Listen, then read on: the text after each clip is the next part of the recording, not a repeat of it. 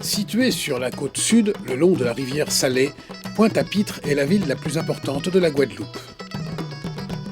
Elle possède, avec la marina du Bas du Fort, rendue célèbre par la route du Rhum, un port de plaisance vaste et moderne. En arrivant vers Pointe-à-Pitre, défile l'île Gosier avec son phare qui est un amer remarquable pour l'approche de jour et encore plus de nuit.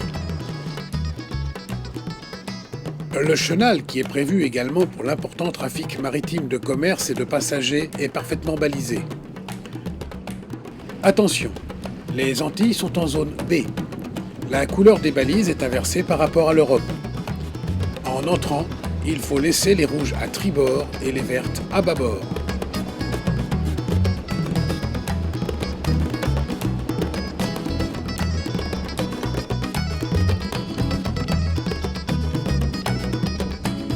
Loin devant l'étrave se trouve le port de commerce et la ville de Pointe-à-Pitre.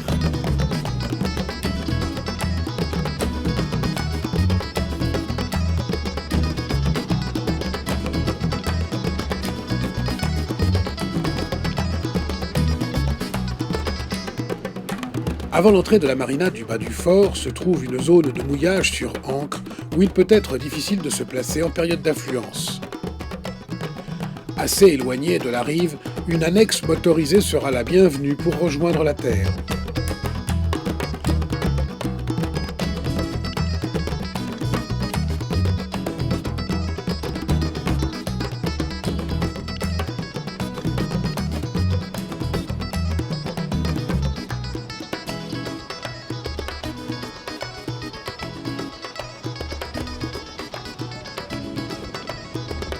Située sur une sorte de petite presqu'île, la marina du Bas du Fort possède tous les services d'un grand port de plaisance avec une vaste zone technique qui s'étend sur 10 000 m². Portique élévateur de 27 tonnes, docks flottants, grues mobiles sont entre autres une partie de l'équipement de cette zone qui est bordée par de nombreux magasins spécialisés. La capitainerie regroupe les services administratifs dont le bureau des douanes, passage obligé pour les bateaux en escale où doit être fait une entrée à l'arrivée et une sortie avant le départ. Au cœur de la marina se trouve toute une série de commerces et restaurants, dont celui devenu célèbre de la route du Rhum, dont l'intérieur rappelle la grande saga de cette célèbre course en solitaire.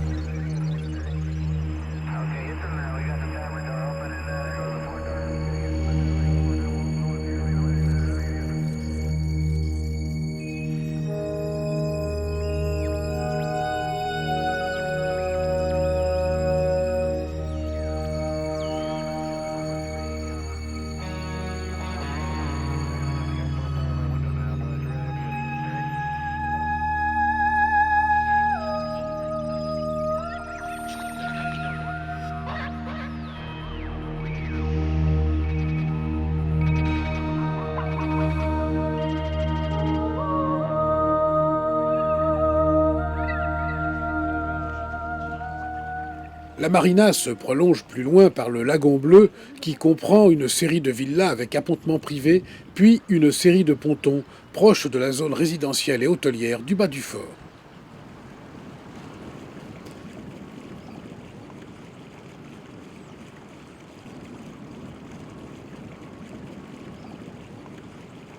Il faut pénétrer plus loin vers la rivière Salée pour découvrir au loin les bâtiments de Pointe-à-Pitre, ville au centre très animée en journée, équipée d'un port accueillant de grands paquebots de croisière et de plusieurs zones industrielles, dont celle de Rézé, où se trouve l'aéroport.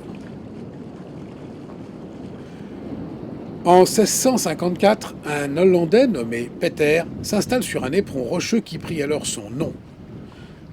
Certains pensent que c'est la déformation de la Pointe à Peter qui donna le nom de Pointe-à-Pitre. D'autres pensent que c'est la déformation du nom espagnol pita ou pitera, arbuste que l'on trouve sur les rivages marécageux. Si à l'origine le littoral du petit cul-de-sac marin était insalubre, le mouillage y était sûr. En outre, la proximité immédiate de la rivière Salée donnait une ouverture maritime vers la Grande Terre, riche en plantations sucrières. Pointe-à-Pitre devint rapidement une étape commerciale incontournable. L'architecture hétéroclite du centre-ville tient aux différentes reconstructions entreprises par les habitants, essayant de s'abriter des vents, des cyclones ou de se prémunir des agitations de la terre.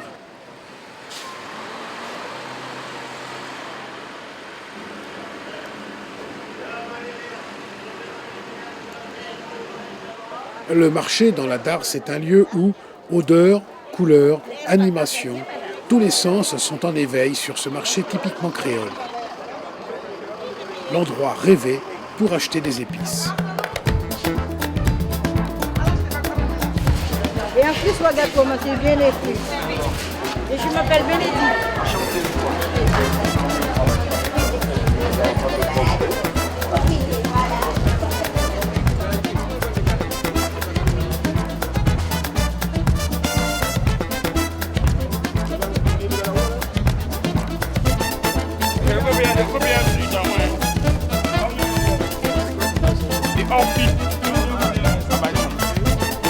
Nous aussi on appelle ça poivre royal. Vivano grande gueule. Ok. Une autre variété de Vivano, c'est ronde. Voilà. Bourrette. Ça ressemble à la dorade de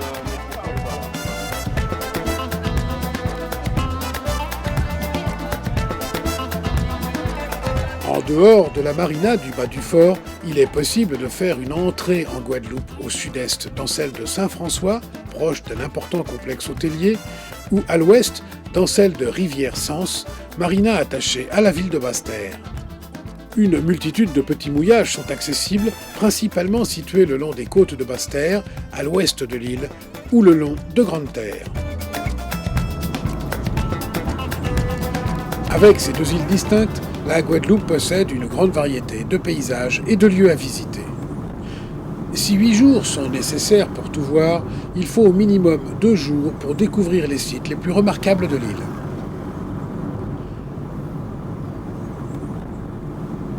Dominée par l'imposante silhouette de la Soufrière qui culmine à 1467 mètres, la majeure partie de Basse-Terre est couverte en son centre par une magnifique forêt tropicale de 17 000 hectares, classée parc national depuis 1989.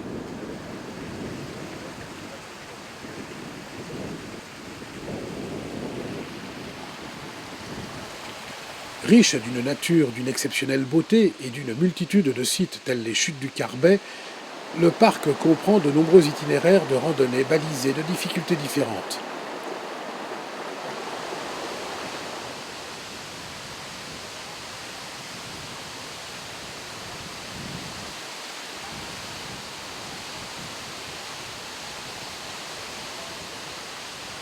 La forêt y déploie une flore exubérante, une végétation luxuriante avec plus de 3000 espèces d'arbres, abritant une faune riche de 1001 espèces d'oiseaux et de quelques animaux surprenants.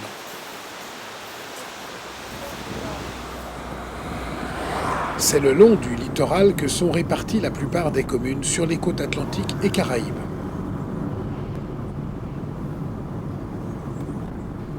Au large, il est facile d'apercevoir l'archipel des Saintes ou encore Marie-Galante.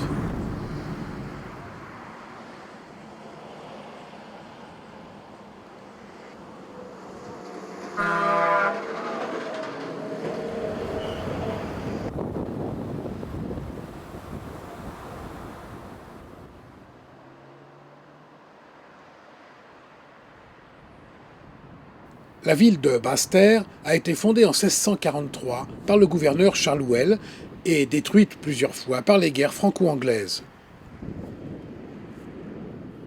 Le port de Pointe-à-Pitre, plus facilement accessible que celui de Basse-Terre, va connaître un rapide développement économique aux dépens de Basse-Terre.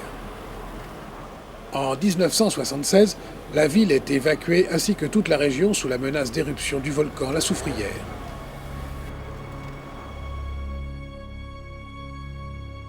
En arrivant à Basse-Terre, le fort qui porta successivement les noms de Royal, Richepense, Saint-Charles, pour devenir Delgrès, est le plus beau fleuron du patrimoine architectural militaire de la Guadeloupe. À l'origine, sur son emplacement actuel, fut édifiée la maison particulière du gouverneur de l'époque, Charles Houel, et destinée à se protéger des Indiens caraïbes. Cette demeure abritant à la fois les fonctions administratives et de défense servit de lieu de naissance de la ville de Basse-Terre. C'est dans cette enceinte que se réalisa en 1802 l'une des plus belles pages de l'histoire de l'île.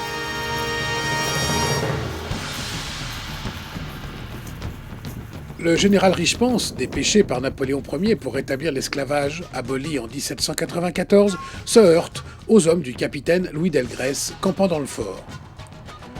Le capitaine et sa troupe quittent le fort à la faveur de la nuit par la poterne nord du galion pour rejoindre les hauteurs de Saint-Claude où ils trouvent la mort. Ironie de l'histoire, très peu de temps après, Richepanse est terrassé par le choléra et est inhumé dans le cimetière militaire du fort.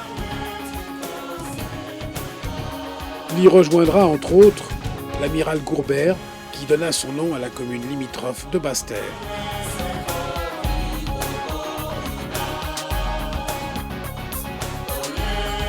Outre ces tombes, le périmètre de ce bâtiment imposant, aux remparts bien conservés et à l'aspect massif et très caractéristique, est très proche de l'architecture militaire de Vauban.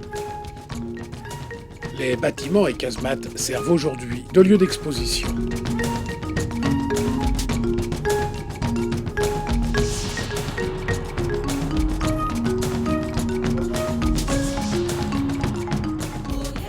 Grande Terre se présente comme un vaste plateau calcaire dont le point culminant se situe à 175 mètres de hauteur. Ces larges plaines sont couvertes de champs de canne à sucre et, en dehors de l'exploitation touristique de son littoral sud et de ses plages, il est impératif de ne pas quitter l'île sans se rendre à la spectaculaire pointe des Châteaux, pointe la plus est de la Guadeloupe, avec au loin l'île de la Désirade, bordée de falaises. Les rochers ressemblent aux ruines de Châteaufort. C'est le bout du monde, l'extrémité est de la Guadeloupe. C'est le cap le plus proche de l'Afrique, aucune terre émergée au-delà de la Désirade toute proche. Les vents et la mer rencontrant leurs premiers obstacles depuis le continent africain provoquent des vagues et des embruns qui dessèchent le plateau calcaire corallien de Grande Terre.